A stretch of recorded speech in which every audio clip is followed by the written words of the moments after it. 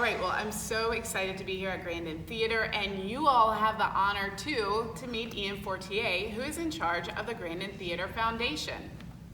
Why don't you tell us a little bit about Grandin Theatre and performing arts and theater in Roanoke in general? So the Grandin Theatre is a one-of-a-kind facility that we still have in the region. It's the oldest arts and cultural organization that the Roanoke Valley has. Oh, wow. This year in 2022, we're celebrating our 90th anniversary. 90th! That's right. This building opened on March 26, 1932. And you don't often see historic American theaters in our communities these days.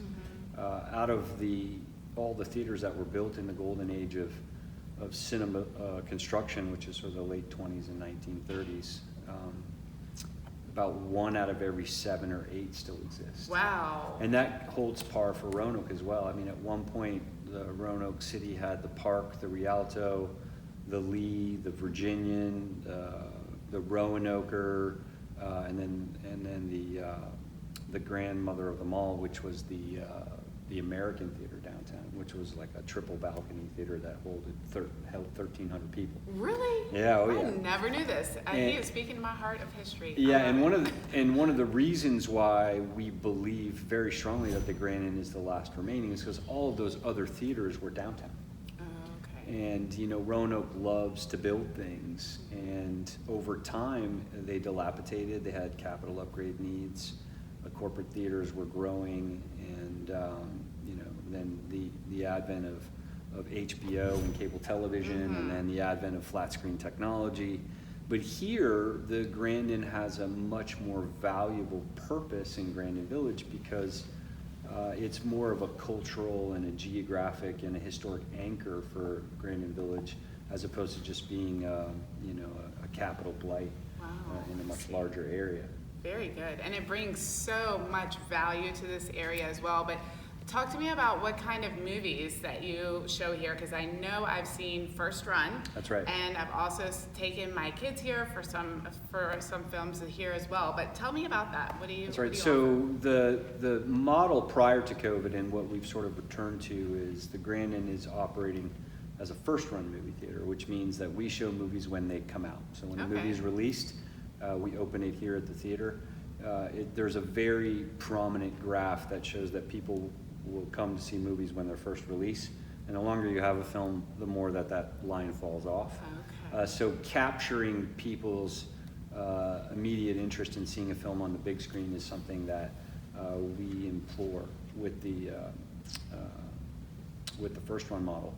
And also we're very lucky that we're a multi-screen facility. So we're a multiplex. We have 4 separate theaters. All essentially are unique in their own character. I mean, we have the main theater, which we're sitting in right now, which is sort of big screen, big room. And then we have the twins upstairs, which are the former balcony. And they each seat 74 seats each. And I love those rooms because it's sort of big screen, small room. Yes. And then we have the baby, which is the screening room, which is a small room, small screen, which is 36 seats only. And you do seasonal releases and also like Black History Month? And yeah, also so classic. in addition to first run programming, we also have a lot of second run programs that we offer throughout the year. And prior to COVID, we were doing upwards of 60 free offerings a year. Wow. That was through the Midnight Movie Series, the Classic Film Series, and then the Children's Matinee Series. And then we did one-offs, like at Christmas we'll do It's a Wonderful Life and Elf and Rocky Horror Picture Show. and then during COVID, we switched entirely to a second run model. So second run are films that have been out already, and then you can license them to show them again. And because Hollywood wasn't producing any first run content during COVID, we pivoted entirely to being a second run model, and instead of showing 120 to 140 films a week, we ended up showing 2 films a week. And that was really interesting because it was, limited engagement, safety conscious, social distancing. And we said, let's try and put Dirty Dancing on screen, and instead of selling 320 seats, we'll sell 90. And we sold them out. And then we just started adding And, we were really super conscious about making sure people felt safe. Yes. Because we didn't want them coming to a theater where they felt like there were too many people. Mm-hmm. And then since we've sort of come out of COVID's first wave, we returned to being a first-run movie theater in July of 2021.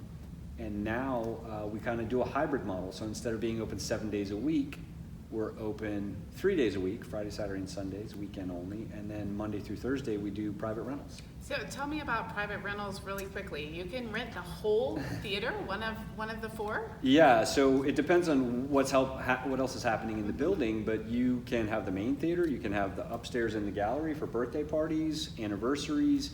We do corporate events. We've had a couple weddings in here that we've done.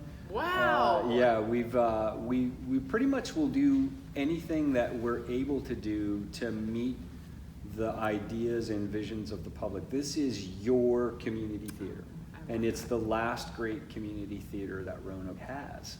And our goal is to make sure that when people come to us and say, we want to do this in your building, that we've set ourselves up to be able to say yes across the board. I love that. And not only do you specialize in film, but in my research I found that you have ties to performing theater. Like Mill Mountain Theater had to, when their building burned down in 1976, they came here to do performances, and as well as Roanoke Symphony Orchestra. So will you tell me about that?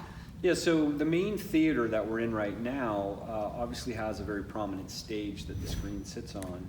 And one of the things that we've been talking about in the last couple of years is how do we activate this room from essentially a one-dimensional place where you press play and watch a movie, and you might be able to do some other tertiary things like have a panel discussion or a small ballet troupe or debate series or spoken word and slam, which are all things that we've dabbled in, and we've had events that kind of support the film cinematic side of what we do. But the goal is to try to take this room and turn it into something that can be widely diverse in our technical offerings, so we can have a much wider array of programmatic offerings. So we're actually working on something right now called the Heart of the Main campaign, which would support such endeavors. Like you said, Mill Mountain Theater, when the Playhouse burned down on top of the mountain in 1976, Mill Mountain Playhouse Company came in here and they occupied this building for 7 years. They did over 30 full-length productions from Annie Get Your Gun, Oklahoma, Guys and Dolls, South Pacific, and then they departed in 1983 to go downtown to Center in the Square and became Mill Mountain Theater. Okay. Also in 84 and 85, we had 12 top-tier world-class concerts in this room. B.B. King played this stage. Ray Charles, Tammy Wynette, Dave Brubeck, Bobby Blue Bland, Delbert McClinton, Buddy Rich played this room.